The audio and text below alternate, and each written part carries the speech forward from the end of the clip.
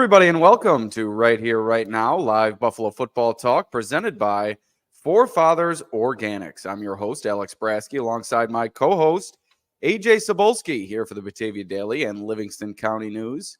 Each week, we'll discuss Buffalo's favorite football team, along with all the comings and goings from Orchard Park, thanks to our friends at Forefathers Organics in Dansville. Unlock the power of nature with Forefathers Organics, your premium CBD store. We offer the highest quality CBD and hemp products to liberate your mind, body, and soul, helping you live happy and free. Our mission is driven by excellence and transparency, using cutting-edge scientific methods to combat stress and target issues at their source. From potent ingestible CBD to soothing topicals, all our products are USDA certified organic. Discover all natural wellness from farm to table. Visit forefathersorganics.com for more information.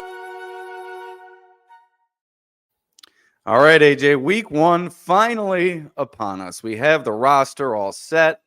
The game is days away. The Arizona Cardinals coming to Orchard Park, visiting the Bills at Highmark Stadium on Sunday at 1 p.m. This week, we're going to be chock full of content right here, right now on the pod. We have plenty of guests, including on this show. We're going to have Joe Marino and Greg Tompsett of Locked On Bills and Cover One, respectively.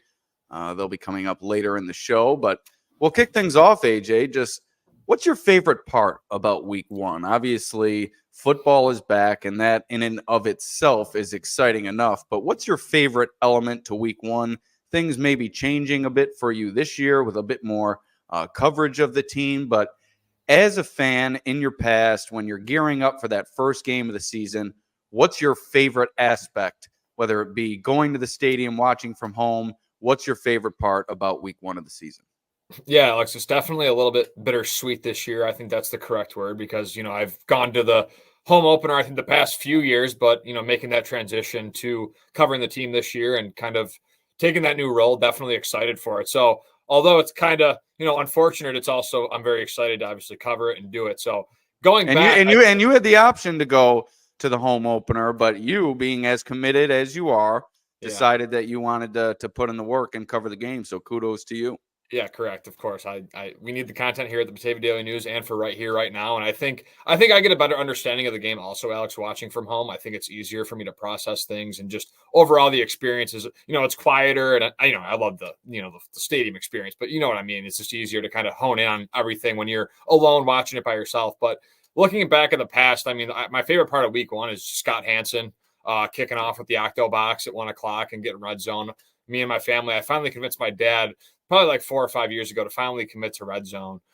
So we finally did it. And that's something that, I love watching it, whether it's, the 4 o'clock slate, the 1 o'clock slate every week. I love it. And usually, the Bills open up with these 1 o'clock games, but the past couple of years, the home openers have, the Rams game comes to mind. They open on a Thursday. There are a couple other times where they didn't open at 1 o'clock on a Sunday. So there's been some times where I've gotten able to experience not only a Bills game on a primetime slot, but also the effect of Red Zone. So I think that definitely, along with great food, that the week one experience, I think the Red Zone and the great food is up there for me. Yeah, I think I'd echo all of that from my fan days since I've been traveling to the games as someone who covers the team. I think just my favorite part of week one is that drive to the game beforehand. Just all that anticipation building up as I drive, make the trek from Batavia. Sometimes it takes a little bit longer than others, but week one, I like to get there nice and early, kind of beat the traffic, put on a couple of podcasts, maybe some music as well as I approach the stadium, get in the right headspace. But that drive to the stadium for me for week one, there's nothing like it. Drives to the stadium as the season progresses, they get a little bit more treacherous. But come week one, week two, week three, beautiful drives to the stadium, barring any wet weather. And then you get to see the foliage as well, the fans out tailgating. There's nothing better than taking in that environment around the stadium as you wheel up to one Bills drive. And I'm really looking forward to it this Sunday, like I said, against the Arizona Cardinals at 1 p.m. And we'll be bringing you plenty of content throughout the week, as well as on game day. We'll have a quick pregame pod after inactives come out, and we'll also be doing a postgame podcast. So we'll really have everything you need right here, right now. Before we get to our guest, AJ, I want to kind of give our overview of the offseason, and give a couple of opinions leading into the regular season. Why don't you just give us your overall takeaway from the offseason? We have the roster all set. Just why don't you give us your overview of the team, your expectations heading into the season, and what you're looking forward to from this new group starting week 1. Yeah, I think the expectations for me aren't as high as previous years, but I still expect, I think, them to win the AFC East. And I think if they, can get hot at the right time, like you saw in 2021, where they really struggled at one point and then, really got hot and had that perfect game against New England where you really saw them put it together. And then obviously the 13-second debacle was unfortunate, but if they can get it together at the right time, mesh together, the offseason, I would say I call it a new beginning in a way. I think it is a new beginning because you have so much turnover with the losses of Micah Hyde and Jordan Poyer, and just, Stephon Diggs obviously leaving, and, Gabe Davis out of here as well. Mitch Morris, a staple on the offensive line for the last 4 or 5 seasons. So I would say it is a new beginning. You got a lot of new pass catchers out there. And that bodes for maybe some wrinkles to start the year. Maybe they got to figure some things out. They're going to have to learn along the way. They're going to have to rely on superhuman Josh Allen maybe for a little bit, depending on how the run game starts the season with James Cook, Ray Davis, and Ty Johnson. So I think there's a lot of question marks still, but overall, I think, again, with this coaching staff that they have here assembled and with Josh Allen, there's a lot to like about this team. There's a lot of opportunity for this team. And, we're going to be talking about one of these guys, whether it's Khalil Shakir, Keon Coleman, Dalton Kincaid, on the defensive end, Terrell Bernard again, or Dorian Williams, and Ed Oliver, all these guys. We'll be talking about them maybe in a different light by the end of the year, talking about them being as potential stars and, the next kind of hiatus for Josh Allen's career in terms of guys that can really step up and be those players. So it's all exciting. I think there's a lot of potential with this young group. And again, I think we're going to be talking a lot differently about a lot of these guys, whether good or bad, by season's end here.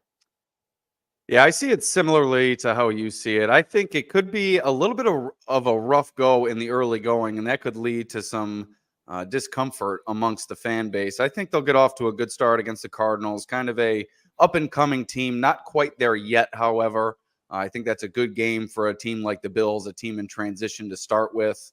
You don't want to start with the Chiefs or the 49ers, some of the tougher teams on their schedule. But then it gets tough over the next 3 weeks. The Miami Dolphins, the Jacksonville Jaguars, who are going to be much improved, in my opinion, and a team that beat you last season. And then you have the Baltimore Ravens, the Houston Texans, and then the New York Jets. So that's a very, very difficult stretch to start the season.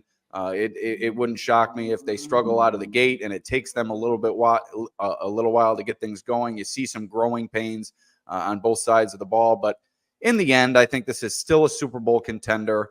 You have the structure in place, the organizational structure from the top down, from the GM to the head coach to the quarterback, the 3 key components that you need for a successful organization. They've proven it year in and year out. It's not like all the veterans that they got rid of were carrying the team. It's Josh Allen carrying this team. It's Sean McDermott's culture that he's instilled carrying this team. And obviously the players surrounding the quarterback play a big part as well. But you have your main piece intact. You still have the head coach. You still have the GM pulling the strings. So I think this is still a Super Bowl caliber team. I think it's the best team in the AFC East, and I think they could rival for the best team in the AFC, like I said, by season's end, maybe after some growing pains to start the year. But AJ, why don't you give me your one phase of the game, positional group? What are you most optimistic about for this team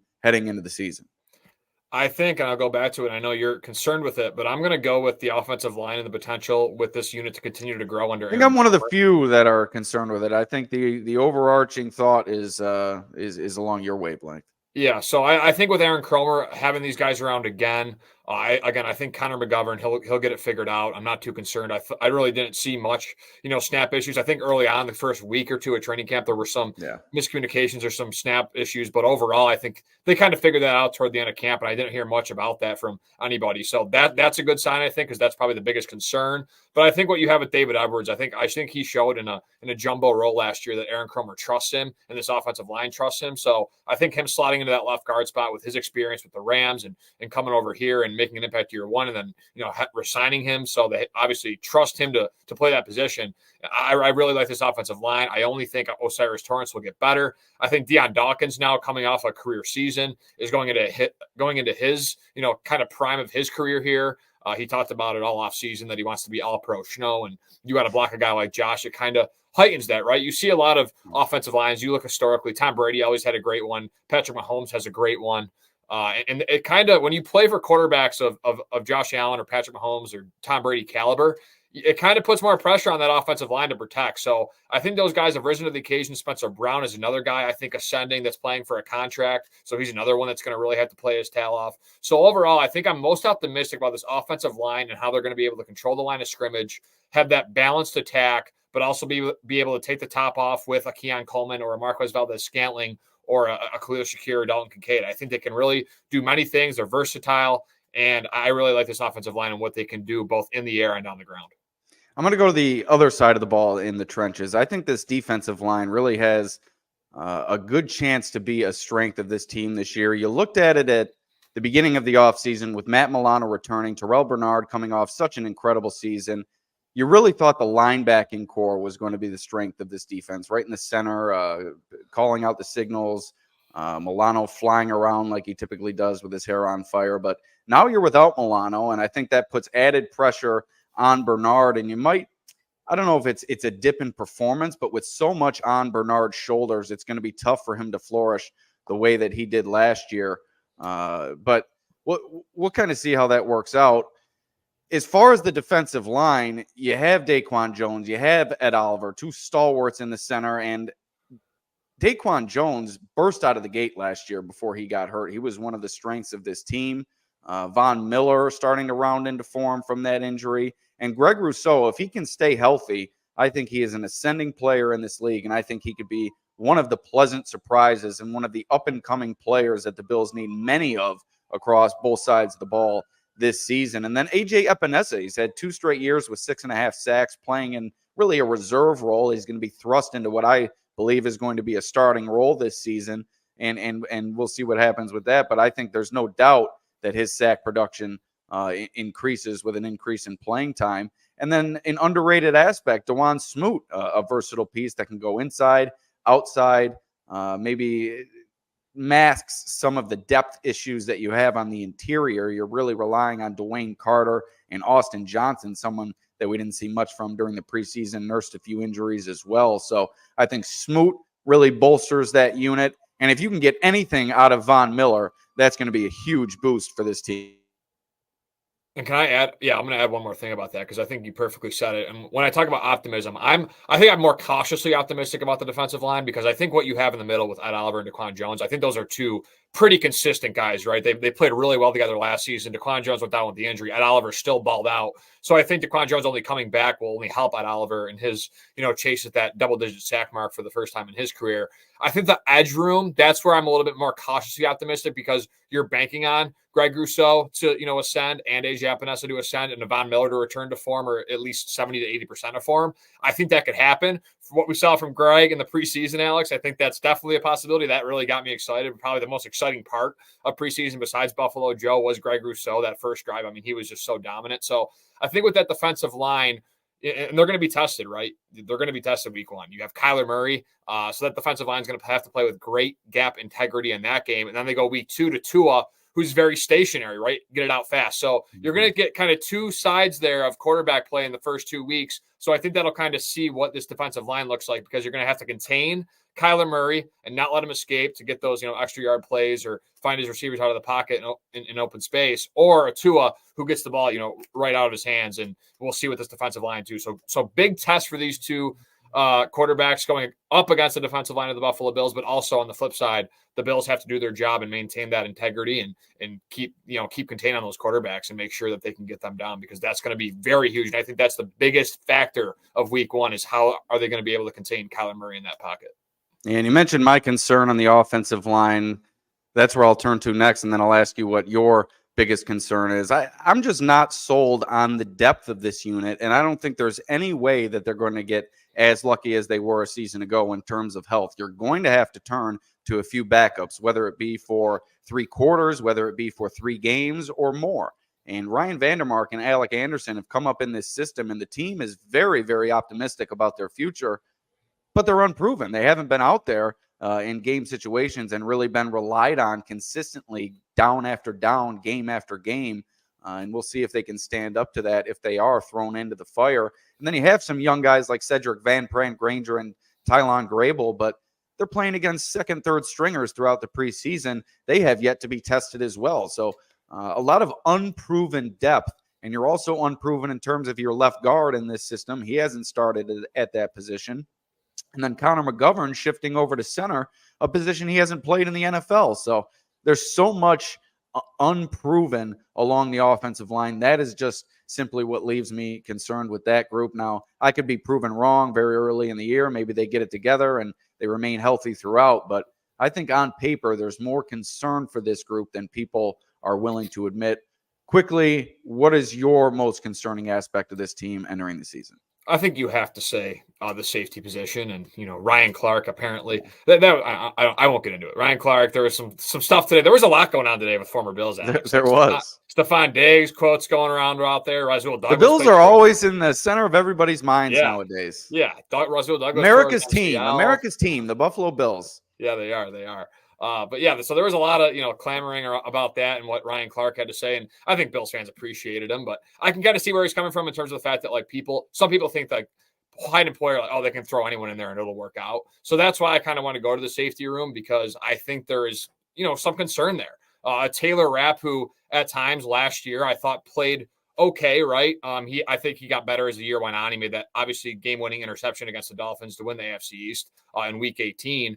But he also had some moments where he seemed lost in coverage, right? So I think you got to see his coverage ability increase if they want to have, full trust in that back end of that defense. And then who's starting opposite, Taylor Rapp? Damar Hamlin, a guy that hasn't played in one full season. And, he had some glimpses in 2022 before that obviously awful injury. But, that's still a question for me. And then Mike Edwards, Cole Bishop. Mike Edwards has been a backup his whole career. I know he's been asked with the Chiefs to do a little bit more, and he's very versatile, but he hasn't been asked to be a starter. And then Cole Bishop, has never played in the NFL. So what are you going to get out of him? So I think the safety room for me, maybe easy, a cop-out answer, but I'd say that's the biggest concern right now for this team, because on paper, they're definitely a bottom 10, bottom 5 unit, and we'll see what the coaching staff can do. If they can coach him up to be, what Jordan Poyer and Micah Hyde were, then, man, that's a scary sign for, the teams going up against this Bills defense in the future. All right, before we get to our two guests, Joe Marino of Locked On Bills and Greg Tompsett of Cover One, we'd like to thank our sponsor once again, Forefathers Organics in Dansville, where their mission is to liberate, educate, and innovate with the highest quality CBD and hemp-derived products for your mind, body, and soul, so you can live happy and free. Visit them at 87 Franklin Street in Dansville, online at forefathersorganics.com, or call them at 585-335-2223 to learn more about the products they offer. And now we bring in Joe Marino, our guest on Right Here, Right Now.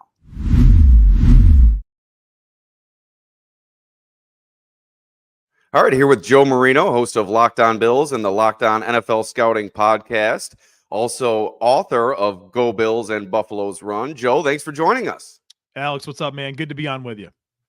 Great to see you as always. I just wanted to get you on before week one. We have a number of members of the media coming in to discuss their opinions on the team, and quite the transitional year, a lot of room for opining. So we wanted to get the best of the best in here. And we'll start off with this. I said on a recent podcast, I believe this team's ceiling may be as high as ever, but the floor may be as low as ever for this group. You have so many new additions, so many players with untapped potential, unproven in the roles they're going to assume this year. Could this team be better than it was in years past if everything goes right? That's a big if. But if everything breaks the Bills' way, do you agree with that statement, kind of the ceiling floor situation, or do you see it differently? I think it's really important to identify the floor of the team. And to me, Sean McDermott sets the floor of the team. And I know there's a lot of wide-ranging opinions about Sean McDermott and him as the head coach of the Bills, and they have this unicorn quarterback that can lead you to the promised land, but you haven't been there. I totally understand that. And I think that's to be expected for a team like the Buffalo Bills that is endeared by the community, that had a 17-year playoff drought, that's never won the Super Bowl. There's a lot of urgency. I totally get that. But at the same time, Sean McDermott does set the floor for this football team. Go back to 2017, Alex. Everybody thought the Bills were tanking. Well, they tanked their way to the playoffs, and this is before Josh Allen was around. That was a 9-7 football team that had no business being a 9-7 football team. So I couple that with the fact that the Bills haven't lost a game by more than one possession since November of 2021.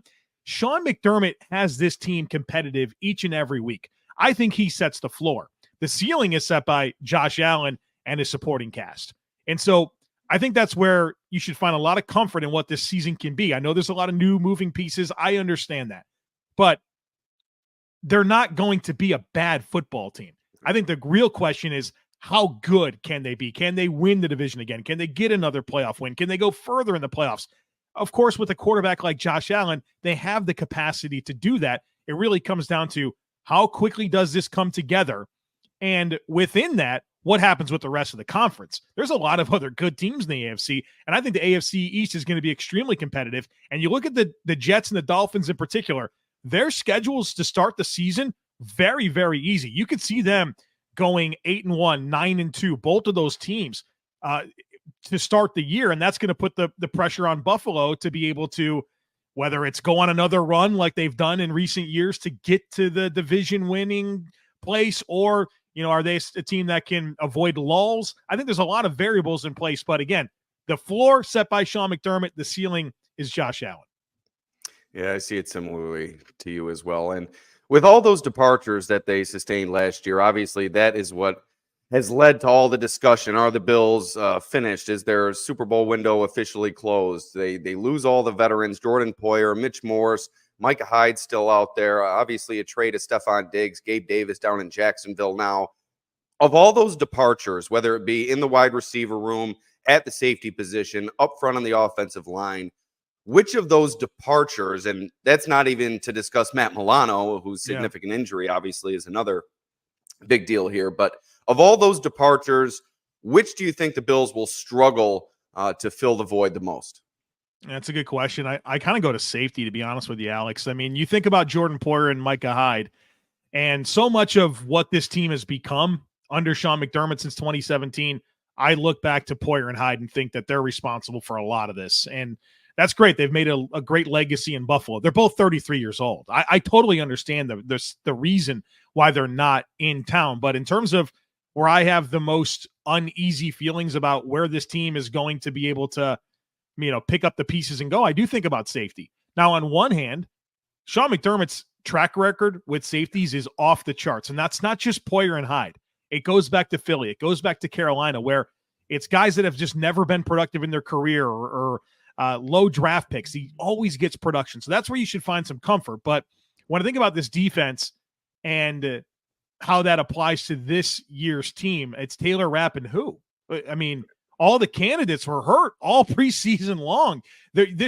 From at a bare minimum, whether these are good players or not that are going to play alongside Taylor Rapp, there's no way that you can be convinced that they have close to the amount of reps and time on task that this coaching staff would like them to have at this point in time to really feel good about who's going to go out there. They haven't really had the competitive opportunities to showcase who they are. So there's a lot of forecasting that's going to happen here with this coaching staff. And where I get nervous, Alex, is for all of the plays that Micah Hyde and Jordan Poyer made, I think what we don't think enough about is the ones that don't even happen because they're so sound in coverage and how they stay leverage deep and how they disguise their intentions. And Bills didn't give up a lot of big plays, right? That just didn't happen when Poyer and Hyde were around. And I think they're largely responsible for that. And the Bills defense, the entire engineered structure of what they want to do is they want to force teams to execute and sustain drives and have productive play after productive play after productive play to be able to score. Now, if you start giving up big plays because you have coverage busts or you're leaky on the back end or guys are getting behind the secondary, that's going to really fly in the face of what this defense is supposed to be. And so, yeah, there's other things to be concerned about, but whether it's the players and just kind of uneasy about the cast of characters and just the overall transition on the defense, I find myself a little bit worried about that safety spot. And with those losses of Poyer and Hyde and that veteran leadership and just that experience in the back end, and you lose a Milano, Terrell Bernard obviously becomes increasingly important this year with the communication as well as his production.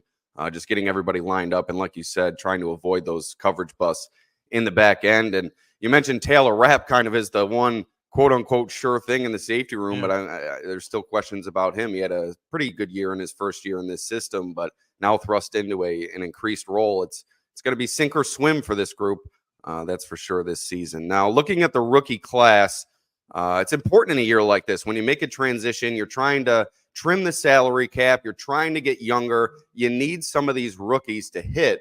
And you see the Bills keep almost all their draft picks, or I believe they did keep all their draft picks, not on the 53-man roster, but you keep Hardy. Am I correct with that? Hardy's on the practice squad. Clayton's on injured reserve. Yeah, right. So you really need to hit on some of these guys, and Ulofoshio maybe to come out of nowhere and contribute on special teams. Like I mentioned, Hardy maybe to work his way off the practice squad. Who's impressed you most in the early going in this rookie class? We've seen Keon Coleman splash all over the field during practices, not as productive during the preseason opportunities that he's had. Of this rookie class, and obviously we haven't really seen Cole Bishop, who are you most encouraged with heading into the season?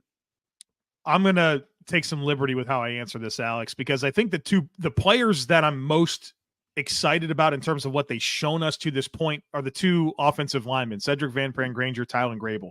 I feel very good about them being in this pipeline, what they showcase in the preseason as guys that at a minimum this year are going to provide quality depth. And in time, I think you can look at them as guys that might be in the mix to be starters. And I'm very encouraged with that infusion of talent to the offensive line. But the rookie that I think is going to make the biggest impact this year, that I think those guys are going to be depth players. They might even play a snap this year. So it's hard to really measure their impact. Right. I think the guy that's really going to move the needle is Ray Davis, the Bills' 4th-round pick, the running back out of Kentucky. I know James Cook had a big season in year 2, 281 touches, a lot of yards. I don't think it tells the story, man. I think James Cook's got some severe limitations that people are not talking enough about. And again, I think it is easy to fall in love with volume stats. Like, okay, lots of touches, lots of yards. That's a good thing. But it's about the meat on the bone that's left for James Cook. Not a lot of yards after contact, fumbling issues, drops issues. Doesn't really provide much in short yardage. Not a guy that really wins in pass protection. And to me, that makes it for a ripe opportunity for Ray Davis to step in, because I think in so many ways they're opposite players. Now they have some similarities. They're both very good route runners and guys that should be good catching the football, right? I know it's kind of the weird thing about James Cook. Catching the ball is supposed to be his thing. So these drops are not making a whole lot of sense to me. But Ray Davis is a guy that's going to come in and be a physical runner every time he touches the football. That's not always true with James Cook. Sometimes he's dancing before he hits the hole for no reason. He's a little bit indecisive to just kind of grind it up in there. In the NFL, you're going to be a running back. You got to be able to get those grimy 3-4 yard carries and being willing to kind of just stick your face in there and plow forward. You don't really see that from James Cook. And I think that's you can understand that when you look at how bad his yards after contact numbers are. And so for you hear Sean McDermott talk about it. It's all the time. Can you feel the pads, right? You're talking about Ray Davis. He's like, he didn't even want to go out of bounds, right? He just he's looking for the contact a little bit. So I think there's a ripe opportunity here for Ray Davis to have well over 150 touches this coming season. James Cook's going to have his opportunity, but I don't think he's going to touch 281 touches. I think it could be in the low 200s. And I think that you're going to see Ray Davis 150 plus and really start to eat into that opportunity in this backfield. Yeah, very impressed with Ray Davis during training camp in the preseason. Just the maturity. He just seems NFL ready in every sense, whether it be on the field, his mentality, the way he answers questions with the media. I'm really excited to see what Ray Davis has to offer. How about outside the rookie class? There's so many new additions. What's a breakout candidate for you? I don't know if I'm going to take yours. Mine would be Matt Collins. Just seeing his involvement in the passing game throughout training camp practices. And not only his involvement, his production during those practices, his ability to get open, his physicality at the top of the route, allowing him to gain that separation. I think Matt Collins could be in for, 40, 50 catches this year. But who's your breakout candidate outside of that rookie class? Yeah, I think people might be underestimating Matt Collins' involvement in this offense. And I think that probably stiff arms a little bit of what Keon Coleman's going to do this year. So that's a good call out. Does players like Dalton Kincaid and Khalil Shakir count? I mean, I know those guys are kind of emerged down the stretch last year, but I think that those guys are going to be like 1-2 in terms of targets for this offense. I think I think Kincaid pushes for 120 targets. I think Shakir pushes for 100 targets. And for as much as this offense is going to be share the ball, I think that's going to happen. You're still going to have your preferred pecking order. And I think Josh Allen's going to throw the ball to the guys he trusts.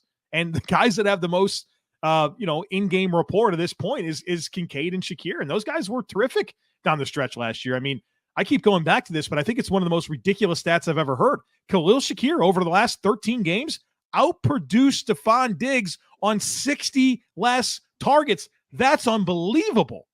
Meanwhile, Kincaid led the team in receiving over that stretch. So for as much as there's a transition here as it relates to this passing offense, it looks like they already made it. Are we being honest? Did it happen last year? Right. That's kind of where I go with that. So I know that those guys were definitely big parts of the team last year and them going on the run, but like I'm talking about these guys as catalysts for a potential top 5 offense in the NFL. Yeah, I drafted Khalil Shakir in both my fantasy leagues this year, so I'm right on board with you. I think he's going to be a reception fiend this year, and run after the catch ability, I think, is really going to explode for him as well. 2 more questions for you, Joe, on this quick hitter. We'll get you on out of here. I know it's a busy week for all of us in the Bills media sphere, but how big of a concern is the special teams unit for you? Matthew Smiley has kind of been under fire amongst the fan base a little bit these past couple of years. You didn't like what you saw from Daquan Hardy, so you bring in a Brandon Codrington. You signed Jalen Virgil. I think there's still maybe a bit of indecision there in terms of the return game. The new kickoff presents some challenges for the kicker as well. Sam Martin, a question mark, and obviously Tyler Bass's accuracy issues. Are the Bills' special teams a significant concern for you heading into the season? A lot of turnover with the personnel on special teams, right? I know the kicker and the punter and the long snapper are the same, but like everything else, you have a really different nucleus of guys. I mean, you think about Tyler Medikevich, Saran Neal. Those guys were so important to this team. Like Tyler Medikevich didn't even play in the preseason. Like they put him in bubble wrap. And Josh Allen played more than him. You think about guys like Tywan Jones as well in the past. Those guys didn't even play in the preseason. So a lot of turnover there, and I think that's probably in some ways a good thing. So I think Sam Martin's going to be fine. Sam Martin, I thought, had a really good preseason, and I mean, the way he finished last year, he was unbelievable. I know that we forget about that because of, trying to play through the hamstring in the playoffs. It was a nightmare, but wasn't he the AFC Special Teams Player of the Month in December? Yep. He was unbelievable. I think Sam Martin's an established NFL punter. I think he's going to be fine. The return game situation is very interesting to me with a player that just literally trade for UDFA rookie Brandon Codrington. Certainly they've done work on him. They feel comfortable with his skill set to be able to handle this. But I mean, I think there should be some nerves about that, right? It's even if he was on the Bills all camp long in the preseason, you'd still have some level of concern about a rookie out of North Carolina Central handling this job right away. He might be awesome. And I think the Jets, what was it last year? They unearthed Xavier Gibson, who was really good. And he wasn't much of a big household name. And that changed real quick in week 1, right?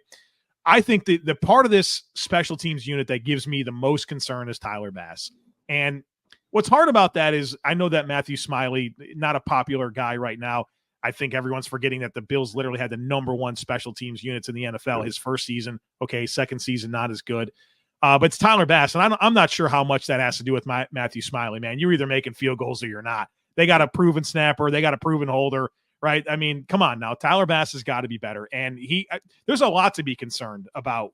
Obviously, he started the season really good. He's 87% in 2021 and 2022.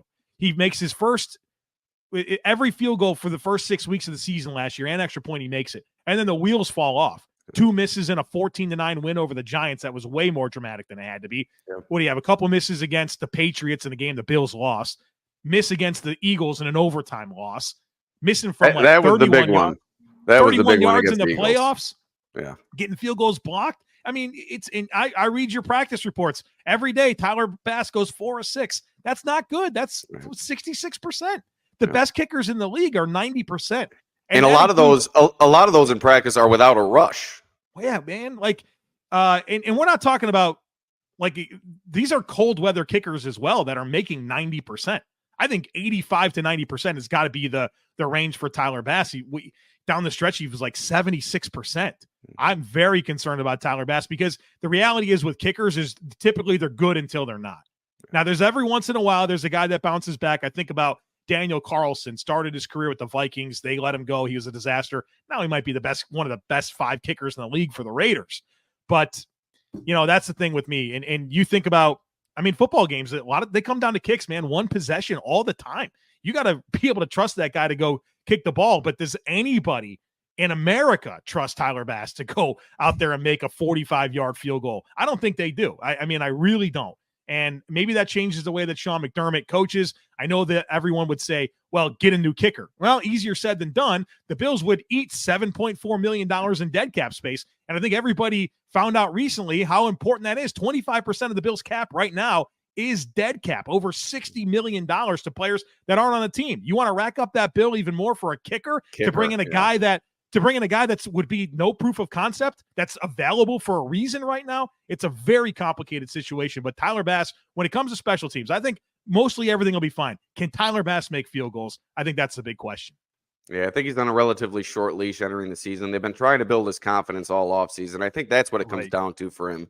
It's just a head games issue. He kind of lost that confidence last year, and we all know how fragile that can be with kickers. They've been trying to build it back up, but if you go 2-3 weeks into the season and he's missing kicks, you got to start getting on the horn and maybe get somebody in here. Alex, Final question. If I can, because I know you're in these press conferences, and I think you've already seen a little bit of a shift. You heard all summer long Sean McDermott saying, we have great confidence in Tyler Bass. I'm confident with how he's striking the ball, saying all the things, right? And at some point, it just becomes hard to defend. And that happened after whatever was the last preseason. It was the Panthers they played, missed the 51-yard field goal. And you could tell right then and there the tone already shifted. Tyler Bass knows he's got to make that field goal. He's going to practice it 1,000,000 times this week, right? You've already felt Sean McDermott go from, okay, I'm going to try to give this guy all the confidence I can to, well, okay, buddy, you got to make field goals. For sure. That was the first time we heard him really critique him at all throughout training camp in the preseason. And I said it to AJ last week. I think the Bills would have much rather preferred that Tyler Bass not get that 50-yard field goal opportunity to close the preseason. I think they were well satisfied with his 5-for-5 performance going to the season with a head full of confidence, but that certainly can dash it when you miss a 50-yarder and then your coach comes out and kind of gives you that little jab. But final question, Joe, is this team built well enough to win a Super Bowl? That's the question year in and year out. It kind of coincides with the question I asked you off the top, but if you could just cut and dry, is the best case scenario still Super Bowl for this team? Yeah, absolutely. I think they have the capacity to do it. There's a lot that has to come together. It's a different conversation than we've had the last 3 years where there was like this expectation that the Bills were probably going to go win the Super Bowl. There's a lot of new pieces, but to which I'd say good. The Bills had this nucleus that was obviously aging and expiring, and they tried so hard to get over the hump. They never did, Alex. I mean, what are you going to do? We know what the previous iteration can do. They can go to the divisional round and lose to the Chiefs. All right, time for some new tires to help you get over the hump here. And I'm excited that there's a new nucleus in place. And if Josh Allen's your quarterback, you got a chance to win the whole damn thing every year. It's going to be an exciting season, Joe. Can you just shout out to the people where they can find you? I did it off the top, but want to make sure I got everything correct there. Yeah, I appreciate that, Alex. Daily podcast in the Buffalo Bills, Locked On Bills, free and available on all platforms, including YouTube. Got a bunch of other stuff going on. If you just follow me on X at the Joe Marino, you will certainly be on top of everything I have going on in terms of content. Thanks for joining us, and we'll see you down the road. Thanks, Alex.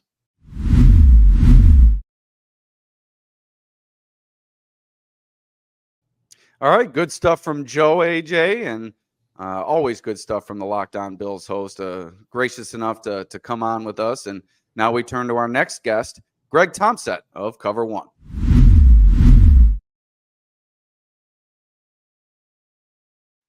All right, here with Greg Tompsett from Cover One, the Greg Tompsett show, sports show, and obviously with his buddy Aaron Quinn over there, who is one of my favorites as well. Greg, great to have you in. Thank you for joining us on this exciting week one. Absolutely. One, it's been awesome to see what you and your partner in crime yourself, AJ, what you guys have gotten running and built up here. It's been really cool to see, and I'm excited to be able to jump on again with you guys. I appreciate those kind words, Greg. Let's get right to it. Like I've been asking kind of all the guests that we're going to have this week, the way that I view the Bills entering this season, the floor may be lower than it's been in the past years. You had all those veterans depart. You knew what to expect from them. They had been built up within this system. They had really been just kind of growing together over the past several years. And like I said, you knew what to expect. This year, it's really, there's no telling what to expect. So while the floor might be lower, I also see the ceiling as potentially higher for this group with so many unproven commodities, so much untapped potential on this team. If a lot goes right in terms of the new additions that they brought in, a lot of the rookies that are going to assume contributing roles, if a lot goes right for this team, I think the ceiling could be higher than it has been in past seasons. How do you view that? How do you view the Bills overall entering the year? If you want to use a different type of analogy than floor ceiling, go ahead.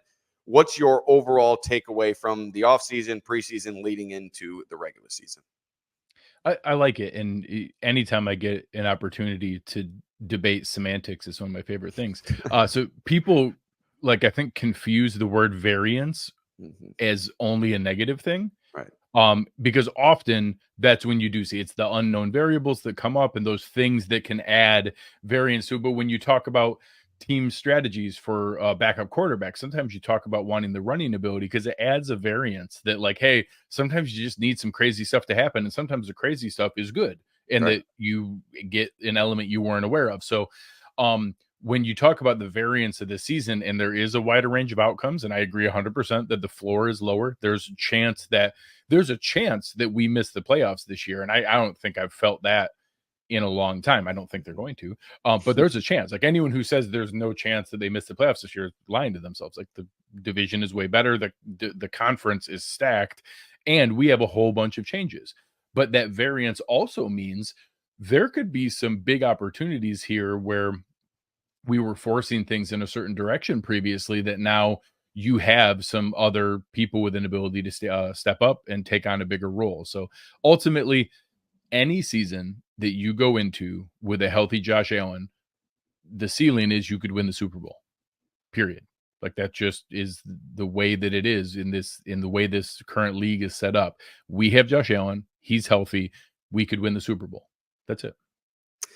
Yeah, and the player I look at last year, I think there wasn't really much room for variance in terms of in the starting lineup. But you look at Terrell Bernard and the way that he really burst onto the scene, and he was an unknown entering the season. They have so many more of those entering this year. If they can get the type of return or any semblance of that type of return that they got from Bernard last year from all these new players, boy, they could really soar this year. But at the same time, it could really sink as well if things don't work out. And one of the position groups that is dealing with a pretty steep transition this year, the offensive line. You lose your key cog in the middle, Mitch Morse. He's been at the center of it all for the past several years. You move Connor McGovern over there, and while he has center experience, not in the NFL. You saw some of that kind of crop up, that inexperience with some bad snaps throughout training camp. It's going to be interesting to see how they navigate that transition. David Edwards slots in at left guard. How do you see the offensive line group? I tweeted out last week, I haven't been as impressed in terms of the overall productivity of this group, and I'm not as sold on the depth because it's all unproven depth on this team. So I'm a little bit colder on the offensive line group than I think the general consensus. How do you view the offensive line group entering the season? So I do think it's fair to have some concern. I loved the stability that Mitch Morse gave, and I loved the depth that created, because then it was still McGovern at guard. It was still Edwards as a 6'0" lineman. And when you lose Morse and don't, in theory, replace him, I'll get to the replacement in a second, you're moving everybody up a spot, and that, center is more responsibility than left guard. I think McGovern's going to be fine, but it's more responsibility. Edwards playing every snap at left guard is more than just being the jumbo offensive lineman. He played a lot, like he played almost 200 snaps last year in that role, but it's, obviously a much bigger deal to be in there. So ultimately, there's a very clear strategic direction that the front office and the coaching staff knows we have Josh Allen. They know that, I don't want to say regardless of who you put in front of him, but honestly, pretty much. I'll take that back. I will say, regardless of who you put in front of him, he is going to produce fewer sacks on the number of pressures that he's given than other quarterbacks. He's been top 5 in that every year of his career, and was number 1 in the NFL last year.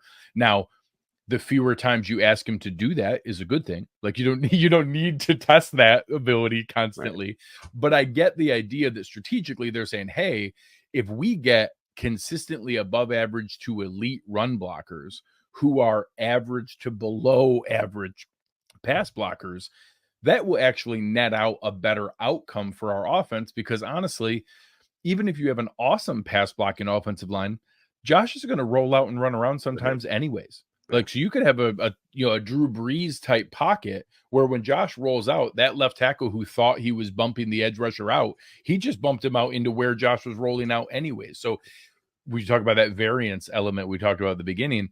There's a piece of that where, like, hey, like, Josh is going to do some crazy stuff no matter what. So don't build your whole strategy around creating an arc bubble that he's not going to stay in no matter what you create.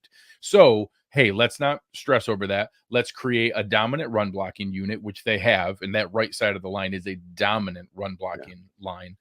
And then let's see if we can coach him up to be as good as possible on the other side. So that's what I think we have. I think we have overall a 10th to 12th best offensive line in the league. I think we're above average overall because I think we're a top 5 run blocking unit. And then I think we're, the 18th to 20th best pass blocking line. I think we're a below average pass blocking line. And with Josh Allen, that's okay because he's going to make a lot of those pressures go away anyways. And he's going to run into some of them anyways because he's going to, do his Fran Tarkenton move sometimes and roll around and do those things. So I was, Mitch Morse is to Connor McGovern, in my opinion, is not a downgrade. It's a change. Mitch Morse was better in space. Connor McGovern has a better anchor. Like, he can hold up at the point of attack better than Mitch Morse is. He's bigger and stronger than Mitch Morse. So the Quinnen Williams of the world, I'd kind of rather have Connor McGovern instead of Mitch Morse. Out in space, leading that quarterback power when you would see Mitch Morse pulling around the end and running out as a lead blocker in front of Josh Allen. Connor McGovern can't do that, but what we do now is we do a tackle pull. And we put Spencer Brown out there in front of him, or we put Deion Dawkins out there in front of him. We're not going to, Osiris Torrance is never going to be the most fleet of foot guy. Well, then don't call plays where you pull Osiris Torrance. Like, it's not that complicated. Like, they can work around these things and be okay. For the depth, I love the Cedric Van Granger selection. I think people got a little excited like he was going to come in and start. Like, Connor McGovern's way better than fans think. He's a very good center. He's going to be fine. I won't be upset if they find a way to do that. I think David Edwards is fine, and that he's probably our least good offensive lineman, but he's also probably one of the better 5th offensive linemen in the league. Like, there's a lot of weak links around the league, and he's, if you ranked everybody's 5th best offensive lineman, he's better than a whole bunch of other teams. And then, the team likes Alec Anderson as much as Ryan Bates. They think he has that versatility. We don't know, and we haven't seen that. But honestly, I think Aaron Kromer's earned a fair amount of our trust with what he's done with some of these guys. So I'll believe in that. I'm with you that, like, I'm a little anxious about Ryan Vandemark and, this depth standing up. Hopefully I doubt we get the health we got last year, but hopefully we get something close to that and are able to, keep it together. I think they're going to be fine. I think it's going to help in the run game, and Josh is going to make it okay in the pass game. Yeah, it's certainly going to be interesting to see how it works out. The one starter that I've been concerned with, maybe through the preseason a little bit, Spencer Brown.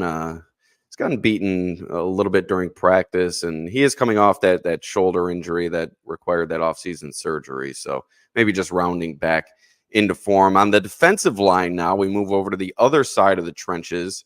Daquan Jones has been in and out of this lineup at key times throughout the past several years, but Ed Oliver certainly is an ascending player.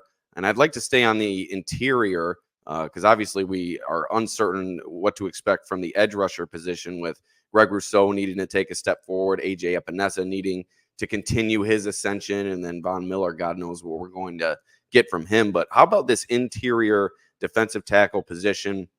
You have 2 stalwarts in Oliver and Jones, but big question marks behind them. I think Dwayne Carter, the rookie, might be third in line. Austin Johnson left a little bit to be desired during the preseason. What do you see from this defensive tackle group, and do they have enough depth there if you are to lose a Daquan Jones in a key spot like you have the past couple of years?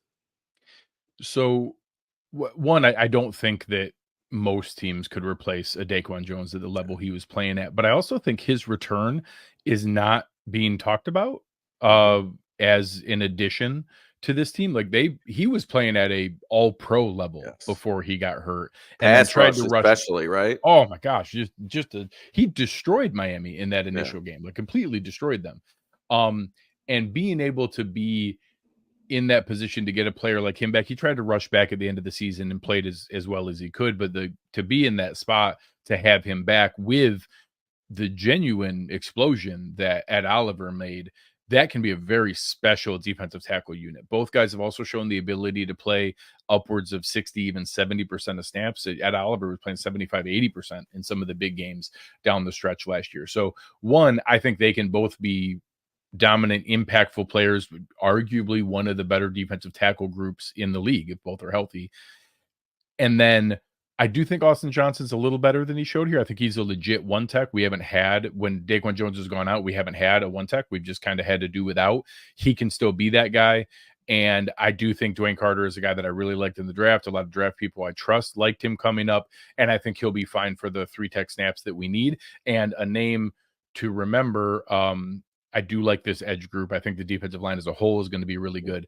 By far the most underrated player in Bills fans' minds that they're going to learn about is Dwayne Smoot. He is going to be a huge part of this team. Yep. And he is going to be the guy that when Daquan Jones comes out on 3rd and 8, it's not going to be Dwayne Carter. It's going to be Dwayne Smoot coming in at 3 tech. And you're going to see Gregory Rousseau, Ed Oliver, Dwayne Smoot, and Von Miller being the key pass rush unit that comes along. And I think Gregory Rousseau is going to have a huge breakout season.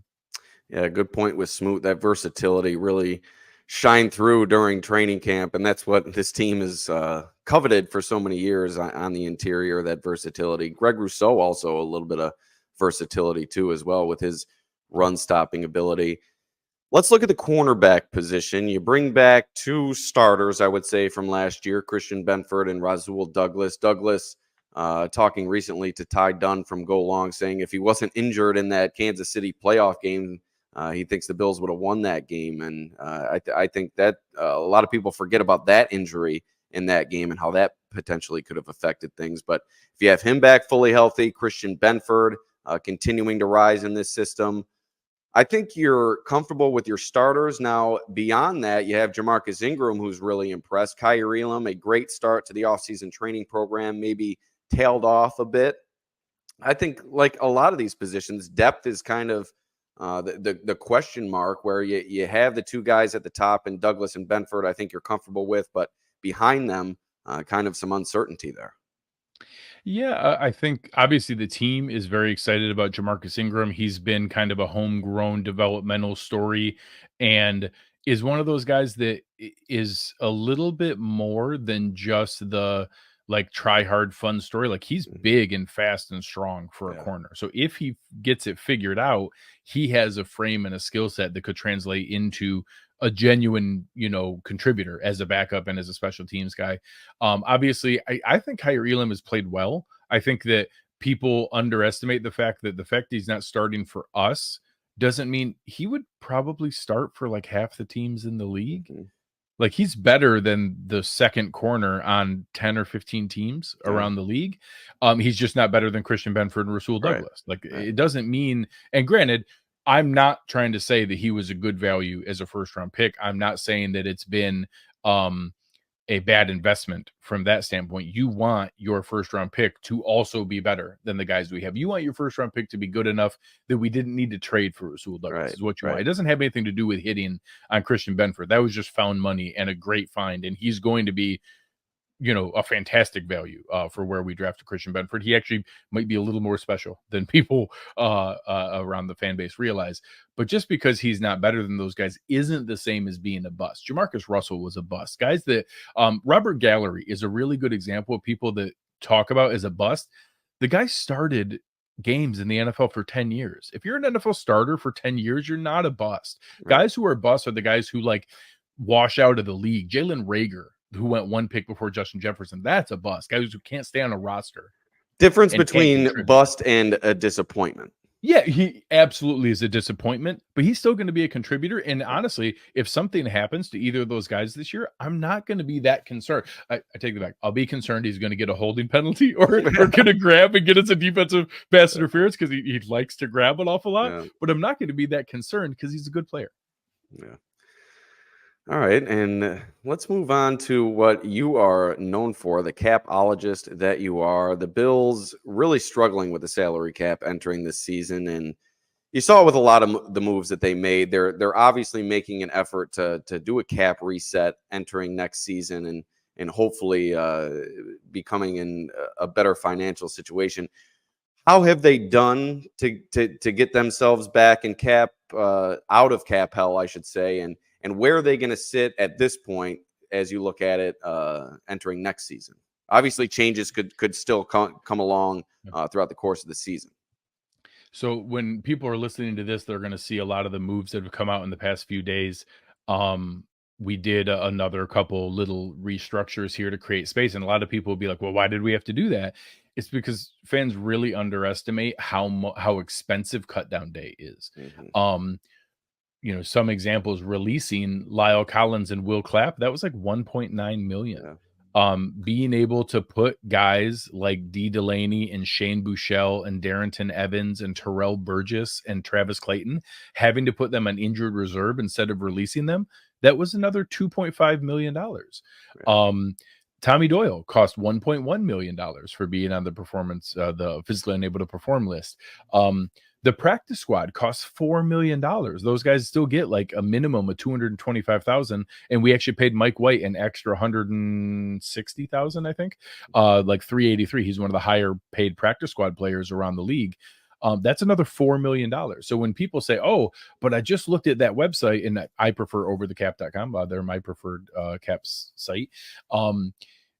Well, just a couple of days ago, we had $8 or $9 million. I'm like, yeah, we did. And now it's all here in cut down day. Those are the transactions that you had to make. So when you hear Brandon Beane talk about, oh, you need, $7 to $10 million to get yourself through the season, this is the kind of stuff you're talking about, is you need space to be able to make these moves with the practice squad, with the injured reserve, moving guys up and down, plus the practice squad elevations. And that none of that is even tied to in-season movement. So all that said, we're really tied up against it because of two things: the Stephon Diggs trade and Black Wednesday, when we released all the veteran players. And you saw, obviously, Mitch Morrison, Jordan Poyer, and all those other guys leave the team and be released.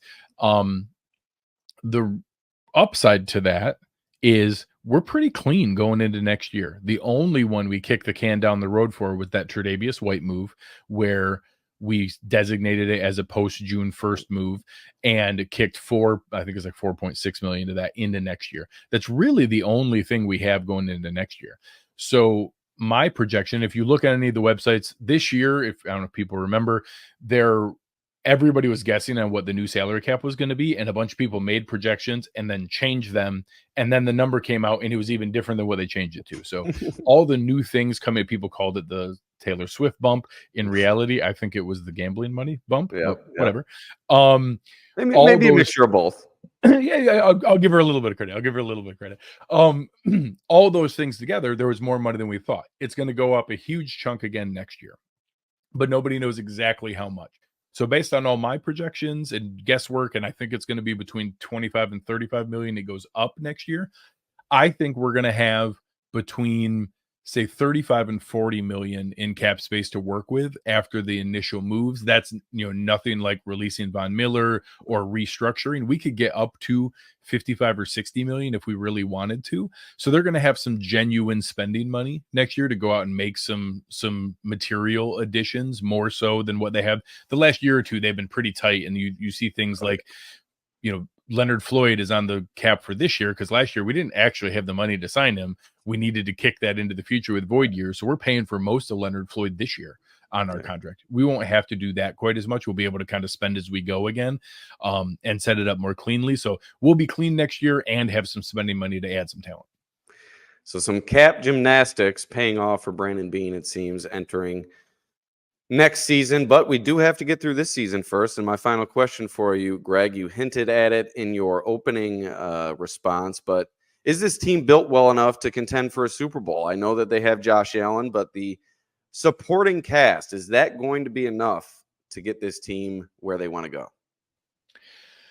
I do think so. I think that there's I'm not going to pile on Stephon Diggs. I think he was a excellent player. I think that some of that relationship went by the wayside, but this team would be better if Stephon Diggs was still on it, more talented.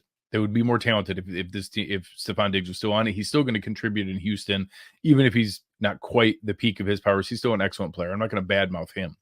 I will say, just strategically, the idea that one, he deserved to have the ball the most, but he also was going to kind of demand the ball the most. Well, guess what? Defensive and defensive coordinators kind of knew that too.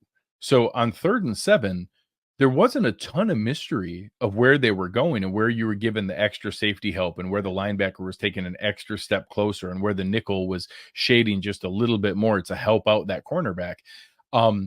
They could kind of lean towards that. So now we don't have anyone who's as talented as Stephon Diggs this year. We don't. I hope that Dalton Kincaid steps into that. I hope Keon Coleman becomes that. I hope Khalil Shakir, becomes that. I hope that happens. None of them are right now. But it also means that the defense and the defensive coordinators don't know where we're going with the ball either. And there's a freedom to that with Josh Allen and Joe Brady. Now, we talked at the beginning about variance. That's one of the variants that comes into that is we have a wide open, everybody can eat option. If Dalton Kincaid takes the step forward that we all think he's going to, if Khalil Shakir is going to take the, scale up that we think he can, keeping the efficiency but at higher volume. Mm-hmm. If we think Curtis Samuel has kind of been hindered by the bad quarterback play and his best season being under Joe Brady, if we think the physical flashes we've seen from Keon Coleman are going to pay off in the red zone, if we think that Dawson Knox might not have been a good value at his contract, but he's actually one of the 5 best tight end 2s in the league, if this run game is going to net out the way that we think it is, if not all of those things, but most of those things happen, this is going to be a very dangerous offense that teams don't know who to guard against, which means it'll be pick your poison. And if you give Josh Allen pick your poison, you're done. You have no chance, because I didn't even list, we still have Josh Allen. And that if all things break down, he can be like 3rd and 16 against the Dolphins trying to salt the game away and bowl over 3 of your guys and go and just run for it and end the game. All things are possible. When Josh Allen is your quarterback and he's healthy, all things are possible. And that's the case this year. This team can absolutely win a 5th straight division. They can win in the playoffs. They can go into Kansas City and Baltimore and Cincinnati and win on the road in those places or at home. And they can win a Super Bowl. One of these years, I genuinely think it's going to happen. And it could be this year. Yeah, I think I'm with you, Greg. Like I said off the top, the floor might be the basement, but the ceiling is the roof in this situation with the Bills. You and Michael Jordan. I always put you together. Right. Hey, we almost have the same birthday. We're both February guys, so nice. Not too far off there. But Greg, thank you for joining us. Tell the people where they can find you. I mentioned it off the top, but I'm sure you can do a more thorough job than I can. No, I appreciate it very much. So everywhere that you are enjoying right here, right now, you can also enjoy the work of us over at Cover One. So when you finish watching this, come on over and search for us. Look for search Cover One on YouTube, or you can find me at Greg Tompsett on Twitter. You can find all of our work, all the great places you're listening to or watching this. So make sure you check us out right after you finish up the show. All right, Greg, week 1 upon us. The craziness is about to begin. Thanks a lot. Thank you.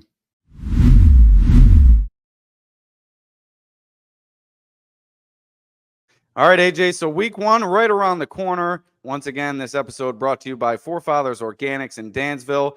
We'll see you on Sunday from Highmark Stadium, and we'll have plenty of more content throughout the week right here, right now, live Buffalo Football Talk. We'll see you next time. Peace out.